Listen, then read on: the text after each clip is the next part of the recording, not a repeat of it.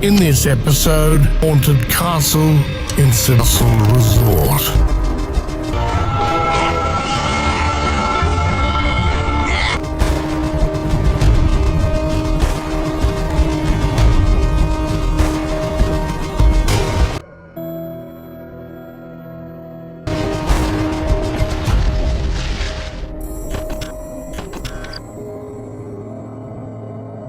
Sa England. Handa akong binaba ang parang bodega na to.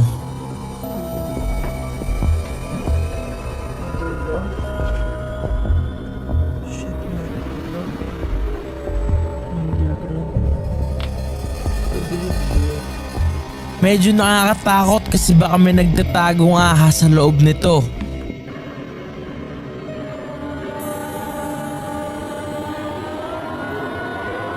Kaya minabto ang itsura sa loob ng resort na to dati. Ibang iba na at kung ikukumpara mo sa kalagayan nito ngayon ay nakakapanghinayang. School yata yung kanina. Ay, di ba rin?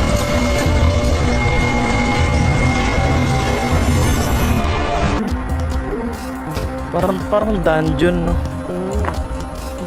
Parang kailangan mo hugutin, di ba? Kung anong meron dito.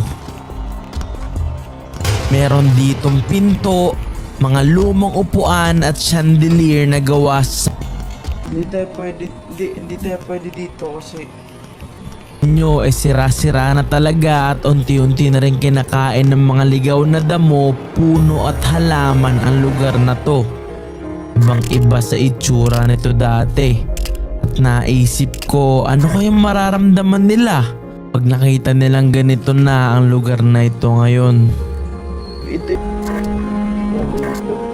Ayan, no? Ito ang itsura ng bar na to dati. At ito naman na ngayon. May mga gamit pa sa loob. Ito pa yung mga dating switch, oh. Ito pa yung mga dating switch, man.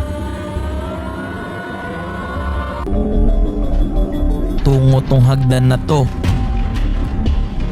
At sa amin, ito na ang itsura niya ngayon.